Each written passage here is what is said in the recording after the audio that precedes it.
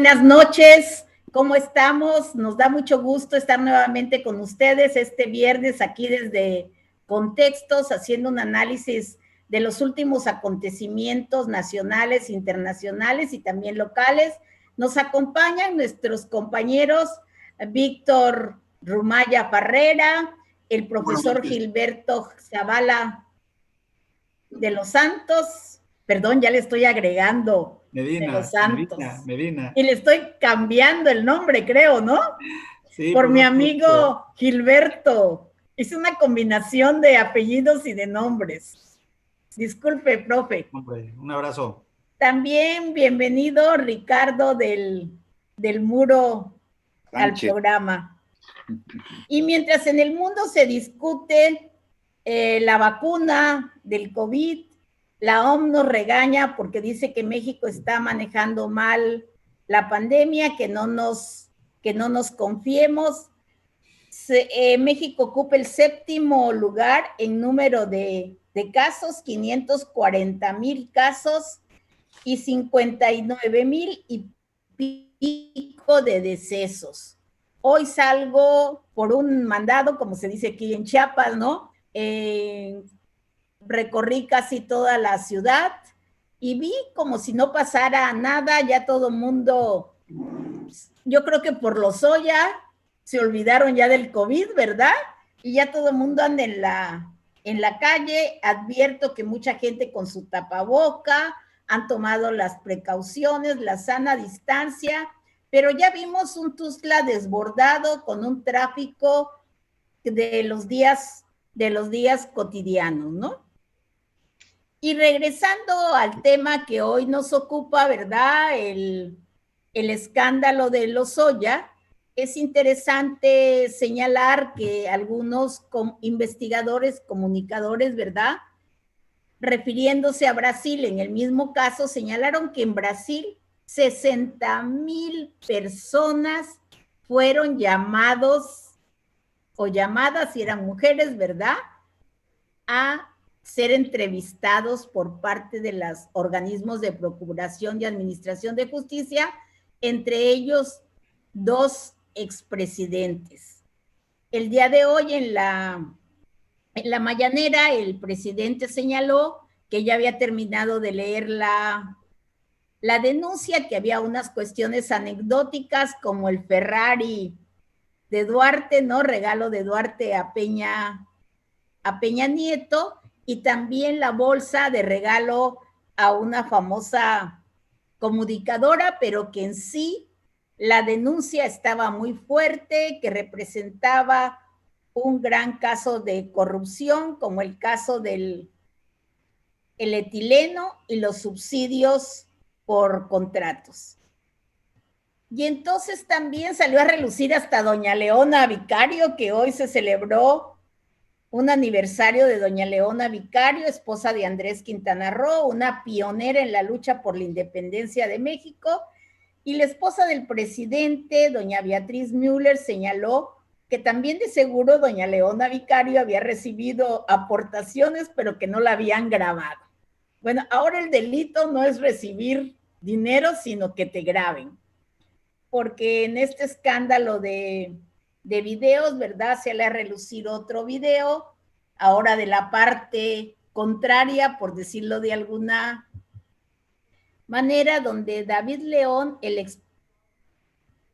quien se encarga, que ahora está ocupando el cargo de la oficina de la Secretaría de Salud, donde se compran las medicinas, que se va a encargar de toda esta compraventa, todos los contratos en cuestión de medicinas, y que fue además de protección civil, lograban entregando recursos al hermano del presidente, Pío López Obrador, a quien conocemos muy bien en Chiapas. Él ha vivido buena parte de sus últimos años en Chiapas.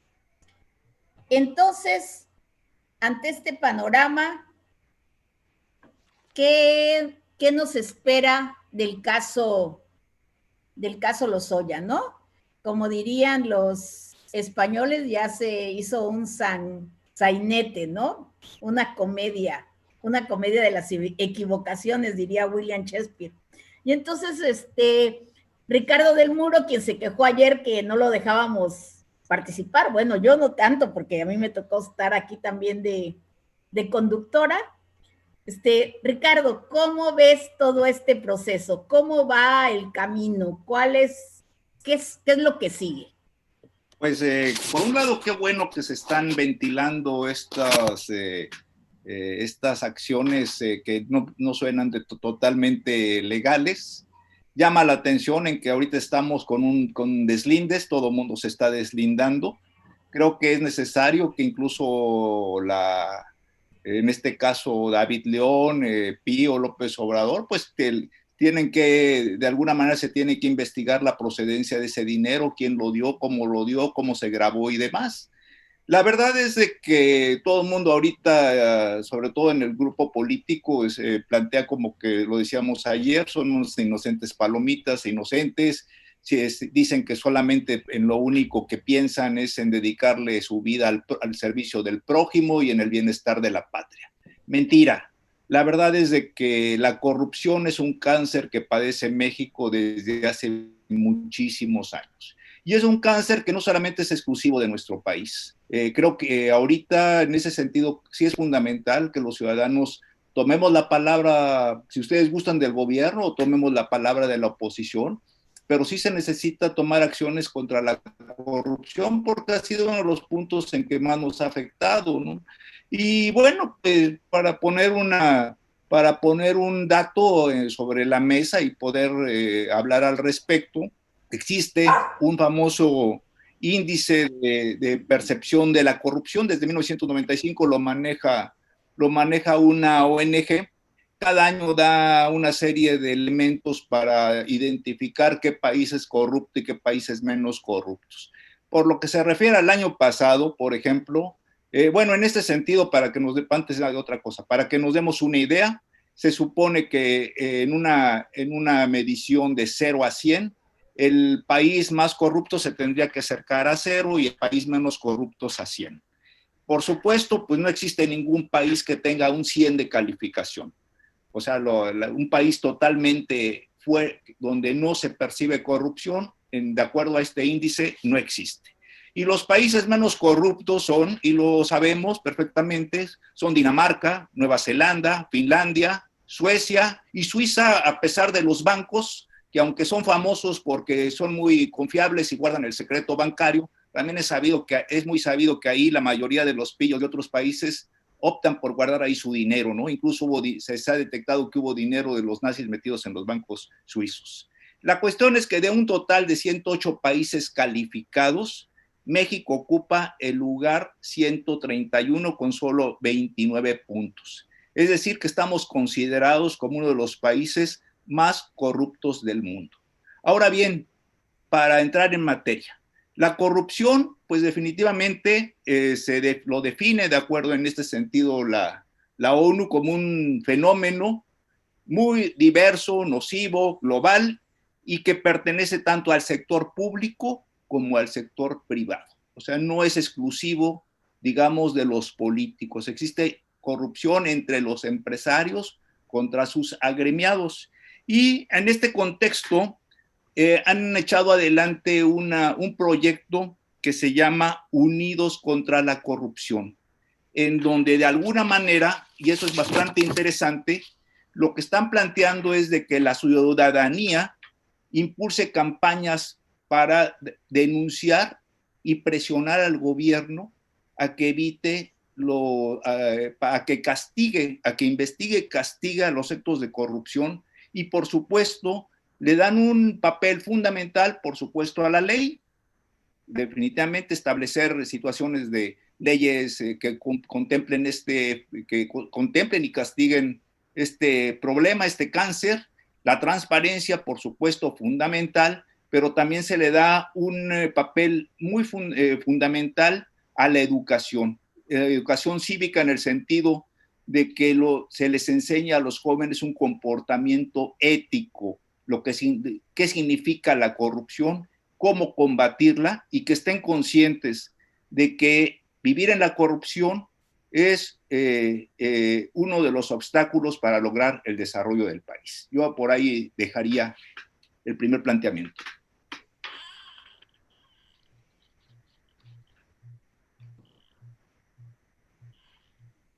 El presidente de la República hizo hoy una declaración, llama a toda la población para que conozcan la denuncia de Lozoya. También él señala que él no es como el verdugo de los 3 expresidentes involucrados y que quien se sienta perseguido, que acuda a la ley. Son frases del presidente el día de hoy publicadas, perdón, serían el día de ayer, publicadas el día de hoy en la jornada. ¿Qué opinas de ello, maestro Víctor Rumaya? Bueno, pues yo, ya lo hemos dicho en otras ocasiones, o sea, el presidente de la República llegó con una bandera muy sólida, muy importante, que es una bandera aspiracional de cualquier sociedad que se precie de ser una sociedad civilizada, una sociedad que se precie de ser una sociedad equilibrada, basada en instituciones. La institución más importante pues es la ley, pero hay muchas más. Esta bandera con la que llega Andrés Manuel López Obrador y la cual muchos ciudadanos apoyamos, yo mismo digo, a mí me parece extraordinaria su propuesta, es la lucha contra la corrupción. Sin embargo, una vez en el poder, se han transformado esas banderas y algo que incomoda mucho a la sociedad es que haya una lucha contra la corrupción de manera selectiva y que además haya una lucha contra la corrupción, pero a través de, digamos, con campañas mediáticas. Me parece que ahí es donde está mostrando la debilidad institucional y el desconocimiento de la administración pública, y que bueno, pues eso incomoda a todos, pero además le da la oportunidad a sus críticos justamente de que aparezcan y que contraataquen con videos como los que pasaron ayer, en el caso de los personajes chiapanecos, y quién sabe con cuántos videos más van a aparecer y cuántas pruebas más y cuántos datos más, ¿no?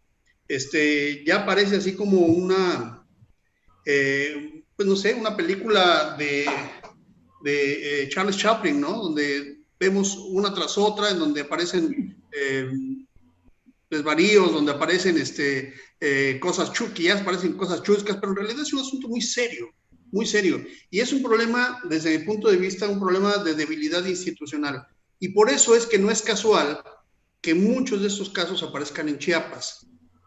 A mí eso me preocupa mucho. Miren, hagamos un recuento muy rápido. Cuando fueron los procesos electorales, las Juanitas, Chiapas. Cuando fue el tema del Instituto Electoral Chiapaneco. Manuelitas. Sí, los Manuelitas Chiapas. Cuando fue el tema del escándalo en el Instituto Electoral Chiapaneco, único en el caso de Chiapas, en el caso del país. Luego, los procesos en donde se imponían a presidentes municipales en lugar de las esposas. Hoy, en muchos casos, las, digamos, mujeres que representan para cumplir con la paridad, pero en realidad son representantes de líderes políticos que sabemos, que todos lo sabemos. Y lo que vimos ayer, o lo que estamos viendo todos estos días, con el hermano del presidente y el operador, uno de los operadores, lo único que confirma, bueno, confirma muchas cosas, pero lo que nos debe de angustiar es justamente este manejo y esta operación en donde la debilidad institucional hace que los recursos vayan no solamente a un partido y no solamente estén apoyando, por ejemplo, en ese caso apoyaban a un partido y un proyecto que era Morena, pero también ha habido muchos casos en donde parecía que apoyaban a otros partidos. Es decir, jugaban a todos, ¿no? Entraban a todos. Y eso solamente se puede dar con una debilidad institucional que permite que los recursos públicos estén en el manejo de muchas circunstancias que no son las adecuadas y que eso se llama corrupción. Bueno, pero hay un asunto que me parece también extraordinario. Vean, en el fondo, cuando se está haciendo, o cuando dice hoy el presidente a tu pregunta expresa, que dice, ¿qué opinamos sobre lo que dice el presidente? Y están diciendo que se tratan de recursos de personas que apoyan a un partido. Aportaciones. Aportaciones de lo que estamos, ante la presencia de lo que estamos, es un conjunto de aportaciones, creyendo que fuera cierto, un conjunto de aportaciones de muchos ciudadanos, cuando también hay un tope para la aportación de las cuotas privadas a los partidos políticos. Y si lo sumáramos, vean, el año pasado, en la elección del 18, el recurso para los partidos fue de casi 36,000 millones de pesos. Para que lo dimensionemos, yo siempre trato de dimensionar las cantidades. Ese es el recurso que se le da a todas las universidades del país. Es decir, nos cuesta lo mismo una elección como la del 18, que lo que cuesta el presupuesto a las universidades públicas de todo el país. O sea, nada más el recurso público. Si a eso le sumas todo este dinero que está flotando y que se dan y que se apoyan y que hacen eventos y templetes y se le van a los candidatos, porque no creo que es un caso único, hay muchos casos, pues vean cuánto se gasta de manera directa, de manera abierta, y cuánto se gasta también de manera no abierta y de manera corrupta en los procesos electorales. Y eso es la debilidad institucional de los sistemas electorales, que son justamente las instituciones que yo digo que es necesario que se fortalezcan en un país que se precie de ser civilizado. Claro, y cuando tú comparas, ¿verdad?, ese gasto en relación, ¿no?, con lo que se gasta, con el presupuesto de las universidades, y vemos con tristeza que muchas universidades están a punto de quiebra, pues eso nos duele, ¿no? Entonces, maestro Zavala, yo le preguntaría, ¿cuál es la liga entre corrupción y cómo afecta esto al desarrollo de un país? Yo quisiera recordar, maestra Queta, buenas noches a quienes hoy tienen la amabilidad de estar con nosotros en este programa en vivo. Quisiera recordar al poeta, al filósofo Décimo Junio Juvenal de la antigua Roma, en el que efectivamente Roma era una ciudad muy grande, muy conglomerada, con mucha población y con problemas demográficos. Entonces crearon la ley de la Anona, que planteaba la entrega de trigo a cada ciudadano, pero había muchas inquietudes y muchas demandas, y efectivamente este poeta, dolido porque el emperador no le había dado un espacio administrativo, cuenta la historia, escribe sátiras y hace una expresión que hasta hoy en día ha trascendido. Es circo, pan y circo, pan y circo.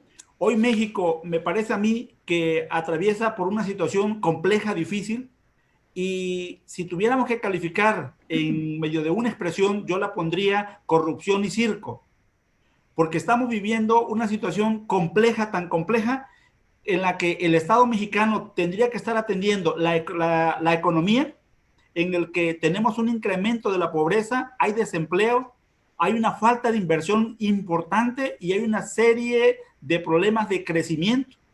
Tenemos problemas con la salud a partir del coronavirus. Usted aportaba un dato ahí hace un rato que somos el 7º lugar en el mundo de países con mayor contagio. Tenemos problemas con el inicio de la educación, con un nuevo ciclo escolar en la que la pantalla, la escuela, el aula va a ser la pantalla de televisión, y que estamos retrocediendo un montón de años y que pareciera ser que no tenemos más alternativas. Tenemos problemas de inseguridad en donde se acaba de reconocer que ha habido un crecimiento en homicidios dolosos, feminicidios y violencia del crimen organizado. Tenemos problemas vemos problemas en los medios de comunicación, en una disputa a lo mejor de intereses, y que esto genera una y otro tipo de opinión. Tenemos problemas incluso con la cuestión electoral en los Estados Unidos y con el intento de recuperar votos a partir del anuncio de Trump del cobro de peajes de autos que van a cruzar a su país. En fin, y tenemos problemas políticos. Estos problemas políticos, efectivamente, por primera vez en nuestra historia, y me parece loable, están enfocando a 3 expresidentes, pero que abren 3 escenarios en el que estos, sin duda, van a provocar más y mayor reacción. Hay 14 o 15 exfuncionarios que fueron en la Cámara de Diputados o en la Cámara de Senadores y en otros espacios que están señalados y acusados, incluso periodistas. Ayer el caso efectivamente de la filtración de un video. En fin, México atraviesa por un problema y un conflicto difícil y complejo.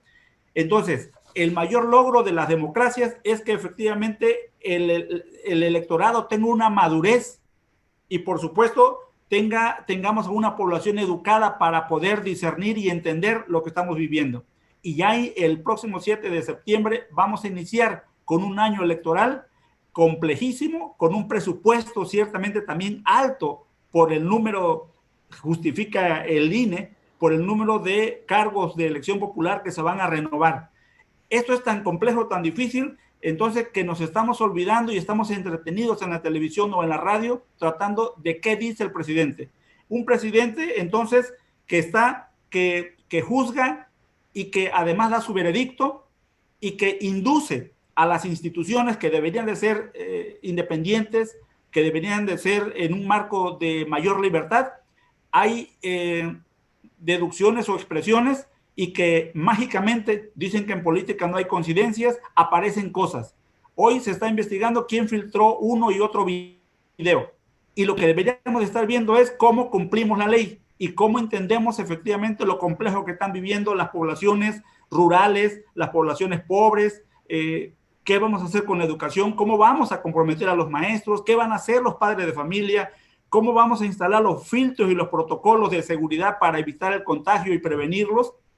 Es tan difícil y tan complejo que hoy nuestro gran tema sigue siendo la filtración de los videos. Gracias, maestro Zavala.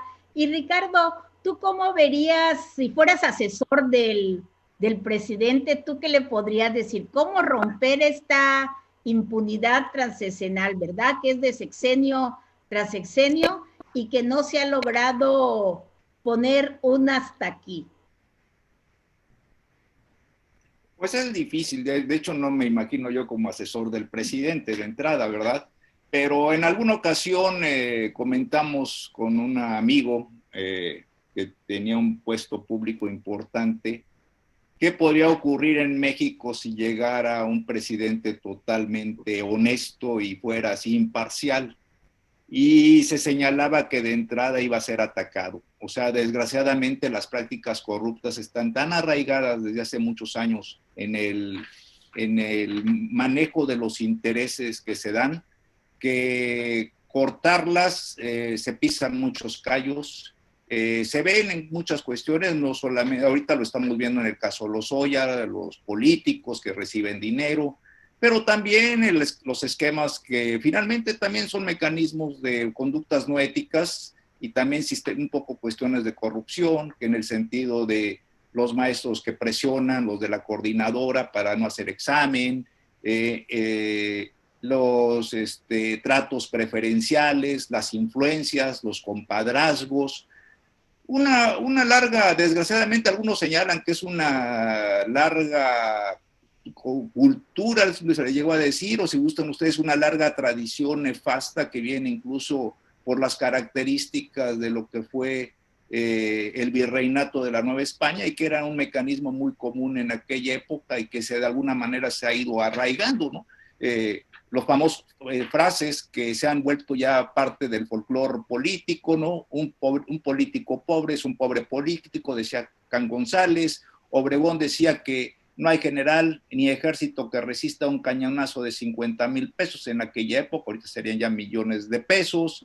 Frases como que el que está fuera del presupuesto está en un error, y en fin, que de alguna manera señalan una costumbre de trabajar. La verdad es que yo creo que en el caso del presidente sus principales fallas han sido, pues una, efectivamente, al fin tabasqueño, que habla más de la cuenta y que ha polarizado a la sociedad en dos grupos, uno que está a favor de él y otro que está en contra.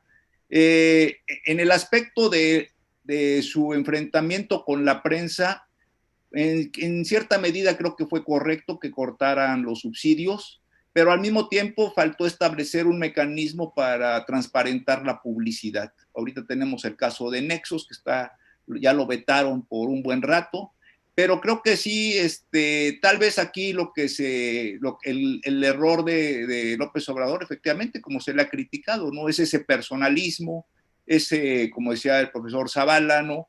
El estar todos los días apareciendo, descalificando de antemano y demás. Tal vez si fuera un poco más parco, menos exhibicionista, pues tendría mejores resultados, ¿no? Y definitivamente la cuestión es la ley, que lo que está haciendo está bien, porque en el otro contexto tenemos a Vicente Fox. Vicente Fox no hizo nada y pues también pasó como si nada, ¿verdad? Y ahorita es el único expresidente de los últimos tiempos que no está involucrado, ¿no? Que está ahí en su ranchito de Guanajuato, ¿no? Es increíble en ese sentido, ¿no? Aunque no hay coincidencias, ni hay así como que ¿por qué no? Algo ocurrió. ¿Ya puedo hablar? Pero no actuó. ¿Qué opinas? Ya que llegaste, Juan Carlos, ¿qué opinas? Me tiene como next, ya no qué hablo yo. Juan Carlos, adelante. Bueno, te toca entrar aquí al quite. Miren, ¿Qué opinas de lo que está sucediendo? ¿Cómo crees que termine? No se vayan a enojar. Y lo digo con ironía, pero con respeto, ¿no? Expresar mis más sinceras condolencias a quienes de buena fe pensaron que esto iba a cambiar. Votaron convencidos de que el presidente iba realmente a cambiar las cosas, que iba a barrer de las escaleras de arriba para abajo, y realmente no. Él, por estrategia, se acostumbró a llevar una vida austera, sin duda. No creo que sea un presidente que sueñe con ir a pasear a Grecia arriba de un yate. No, es un presidente que se acostumbró a vivir así porque era su fortaleza. Fue su fortaleza 20 años, pero yo me temo, esto que está pasando tarde o temprano iba a pasar. Lamentablemente pasó de esta manera. Es muy lamentable lo que está pasando, lo diría así. Y de hecho, mi desencanto por la política en algún momento fue porque no se premia la honestidad, la honestidad en este país, ni se castiga tampoco la deshonestidad. Lo que sucede finalmente es que se premia la deshonestidad, no sé si me explico, porque hoy quienes son señalados, muchos de los que son señalados son aquellos que tienen dinero suficiente, los ahorros, las alforjas para darse con diputaciones, seguir ocupando cargos, para utilizarlas como cobijo. Y entonces tú dices, bueno, ¿de qué sirve haber sido honesto para estar prestando, para estar viviendo al día, cuando otros se han portado de otra manera y resulta que son los que ocupan los cargos más importantes? Ese círculo vicioso de la política mexicana en un país donde la democracia evidentemente no iba a resolver los problemas. Creo que en el pecado llevó la penitencia Morena, sobre todo los morenistas, esto de fustigar a la oposición, porque todos los que no están con ellos son oposición, no hay medias tintas, no hay pluralidad en este país, moralmente derrotados. Jacob Polensky llegó a decir algún día, no tienen derecho a opinar. Imagínense, bueno, está equivocado, claro que no voy a renunciar a mi derecho a opinar.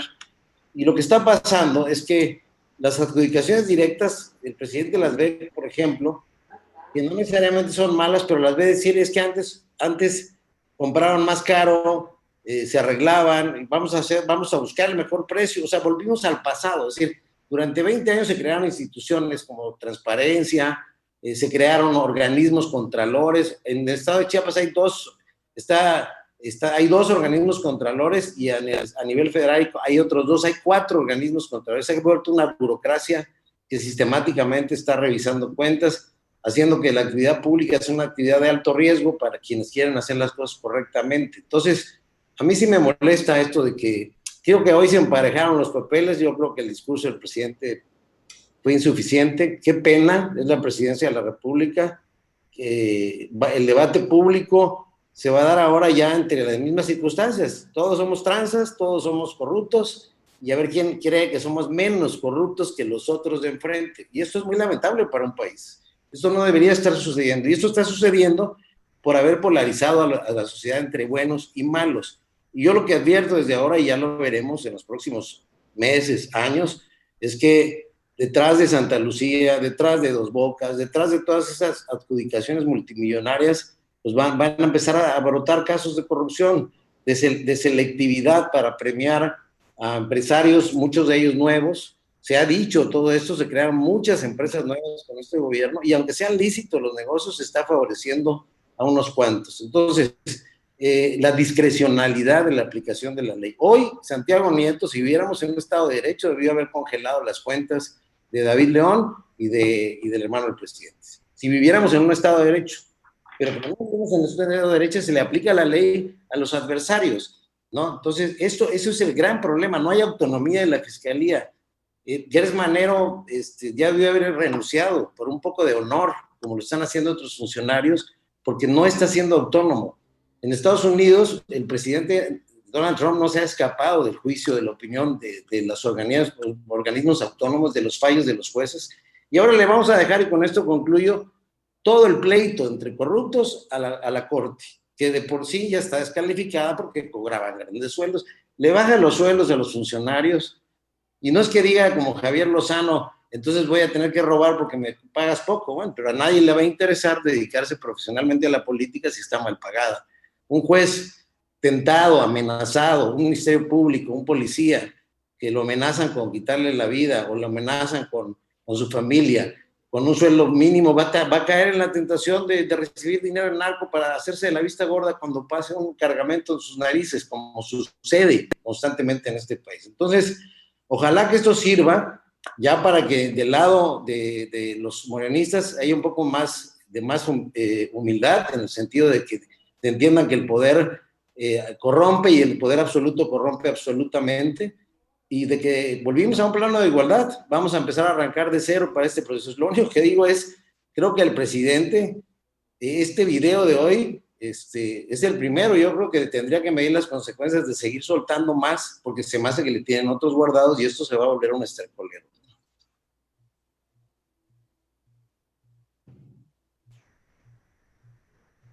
Tu audio. A ver, lo que Queta quiso decir. Tu audio, Queta. Tu audio. No, pues no. Queta. Yo ya me apliqué la censura también, ¿verdad? Sí. No, ya estamos en la parte final del programa.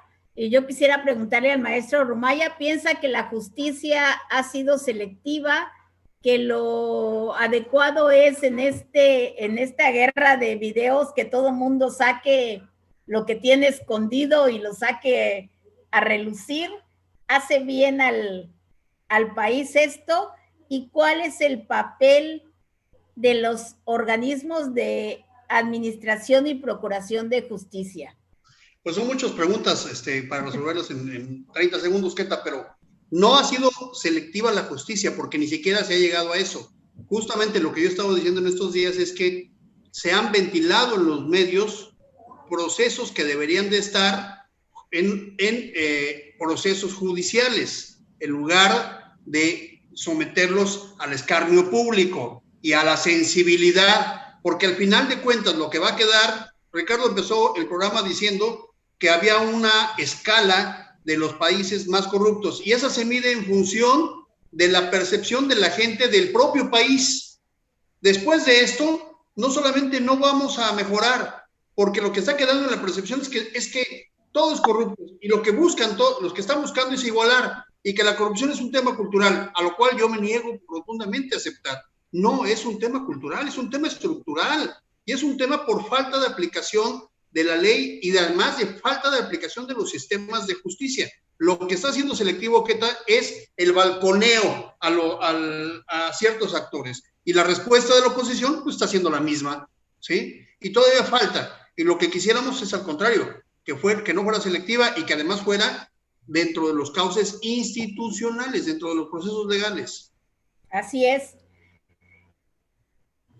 Entonces, todavía habrá mucho que ver de esta situación. Esperemos que todo se conduzca por los cauces legales, que no se convierta en una lucha mediática, en una lucha callejera, y por el bien del país, ¿no?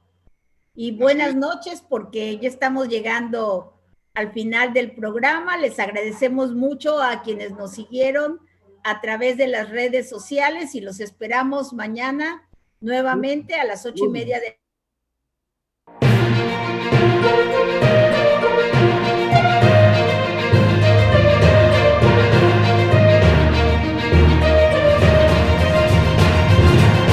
Contextos.